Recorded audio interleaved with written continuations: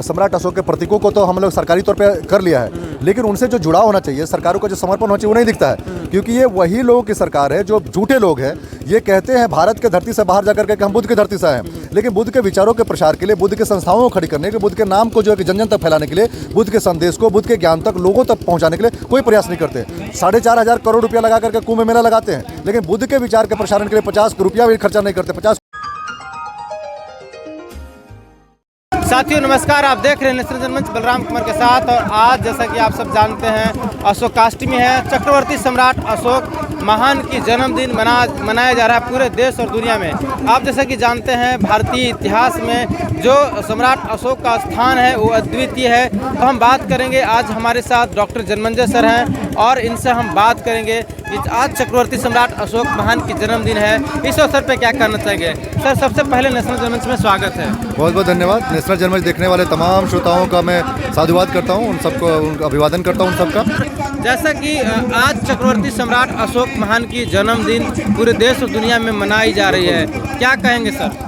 आज तो खास करके भारत की धरती पर ये बड़ा प्रासंगिक हो गया, बड़ा जरूरत हो गया चक्रवर्ती सम्राट अशोक को जानना पहचानना। क्योंकि चक्रवर्ती सम्राट अशोक ने 2500 साल पहले जिस प्रकार से शासन किया, जिस प्रकार से जनता के लिए, जिस प्रकार जनता के दुख दर्द को समझा और जनता के हितों की रक्षा किया, जनता के साथ न्याय किया, जनता के साथ समझे कि उन्होंने जिस प्रकार से पिता की तरह व्यवहार किया, आज के शासक को, आज के सरकारों को सीखने की आवश्यकता है। इसलिए मैं कहता हूं कि आज सम्राट अशोक को जानना, सम्राट अशोक को समझना, उनको फिर से पढ़ना, उनका पुनर्पाठ करना, उनके शासन व्यवस्था को पढ़ना, यह आवश्यक हो गया है। दूसरे देशों के राजा सम्राट अशोक का उपाधि लेकर के गर्वान्वित महसूस करते थे, चाहे वो श्रीलंका के राजा हो, चाहे थाईलैंड के राजा हो। उसी प्रकार से भारत के धोखेबाज राजाओं को सम्राट अशोक का पुनर्पाठ करना चाहिए कि किस प्रकार से उन्होंने ईमानदारी निष्ठा के साथ जनता के साथ कार्य किया, जनता के साथ न्याय किया और उन्होंने दया, करुणा, मैत्री को स्थापित किया। सम्राट अशोक ऐसे राजा हुए जो मनुष्य के लिए तो कार्य किया है, जानवरों के लिए भी, पशु पक्षियों के लिए भी अस्पताल खोले। आज के जो लोग हैं, जो शासन है, वो जनता को कोरोना संकट में जिस प्रकार से प्रताड़ित किया, दौड़ा दिया, भूखों मार दिया, पैदल चला दिया, ऐसे लोगों को सम्राट अशोक को पढ़ना चाहिए कि वो सम्राट अशोक आज से 250 साल पहले जो पशु पक्षियों के लिए अस्पताल खोला, उनकी व्यवस्था की, उनके हितों की रक्षा की, उनके लिए भी न्याय किया। ऐसे लोगों को उनसे समझने की आवश्यकता है। और भारत जो है सोने के चिड़िया तब कहा जाता था जब सम्राट अशोक जैसे न्यायप्रिय राजा थे, ईमानदार राजा थे, जो प्रजा के प्रति वफादार राजा थे, प्रजा के सुख दुख से उनको फर्क पड़ता था। तो इसलिए हमें लगता है कि वो जो हमारा विरासत था, हमारी खोई हुई जो स्मिता थी, वापस आने की आवश्यकता है जो सम्राट अशोक के समय में था। भारत सरकार आज भी सम्राट अशोक को जो जन्मदिन है उसको मतलब नहीं मनाती है, क्या कहेंगे। ये बड़ा ही स्पष्ट बात है। जैसा कि आपने बताया कि जो सम्राट अशोक के प्रतीकों को तो हम लोग सरकारी तौर पे कर लिया है, लेकिन उनसे जो जुड़ाव होना चाहिए, सरकारों का जो समर्पण होना चाहिए वो नहीं दिखता है। क्योंकि ये वही लोगों की सरकार है जो झूठे लोग हैं।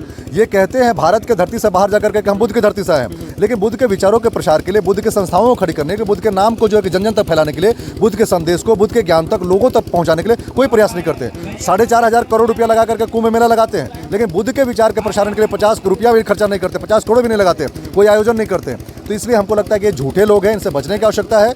और हम ही को, जनमानस को तैयार होना पड़ेगा बुद्ध के विचारों को, सम्राट अशोक के ज्ञान को, या कि उसके शासन व्यवस्था को, चाहे उन्होंने जो कुछ किया उसको जन जन तक प्रसारित करने के लिए, और उन्होंने जो विरासत खड़ी की थी उसको पुनः स्थापित करने के लिए हम ही को प्रयास करना पड़ेगा, जनमानस को आगे आना पड़ेगा। कैसा देखते हैं आज के दौर में सम्राट अशोक की क्या प्रासंगिकता है और कितना जरूरत है आम लोगों के लिए। मैं तो कहता हूं कि चक्रवर्ती सम्राट अशोक 2500 साल पहले भी प्रासंगिक थे, आज भी प्रासंगिक है, पहले बाद में भी प्रासंगिक रहेंगे। इसलिए क्योंकि यदि सच में हमें बेहतरी चाहिए, हमें यदि न्याय चाहिए, हमें दया करुणा मैत्री चाहिए, यदि हमको शिक्षा चाहिए, विज्ञान चाहिए, तो हमको सम्राट अशोक चाहिए।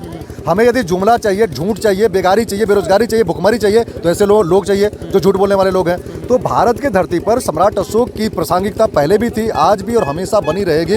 ये बात को पूरे जनमानस आज ही समझ ले तो भला होगा, वरना भला नहीं होने वाला है। चक्रवर्ती सम्राट अशोक की जन्मदिन पूरे देश और दुनिया में बहुत हर्षोल्लास के साथ इस बार बड़े पैमाने पे मनाए जा रहे हैं। सर क्या कहेंगे इस अवसर पे। हम तो कहेंगे कि ये जो जनमानस है, सोया हुआ जनमानस जो अपनी विरासत से कटा हुआ था, वो जग रहा है। और जिस दिन जग गया ना, भारत की धरती को खोद करके उनकी विरासत को पुनः निकाल पाएगा और तमाम झूठ बोलने वालों को भगा पाएगा। और सम्राट अशोक की जो स्मिता थी, उनका जो उनकी जो खोज थी, या कहे कि एकजुटता का जो भाव था, वो तमाम चीज़ें वापस लेकर के आएगा और भारत फिर से सुंदर बनेगा, सोने की चिड़िया बनेगा। मुझे पूरा विश्वास है। चक्रवर्ती सम्राट अशोक महान, आप जैसा कि उनकी व्याख्या मैं नहीं कर सकता हूँ। चक्रवर्ती सम्राट अशोक महान की जो जीवन चरित्र है अद्भुत है, अद्वितीय है। पूरे दुनिया में, पूरे संसार में चक्रवर्ती सम्राट अशोक को उपाधि धारण करने के लिए राजाओं में होड़ सी थी।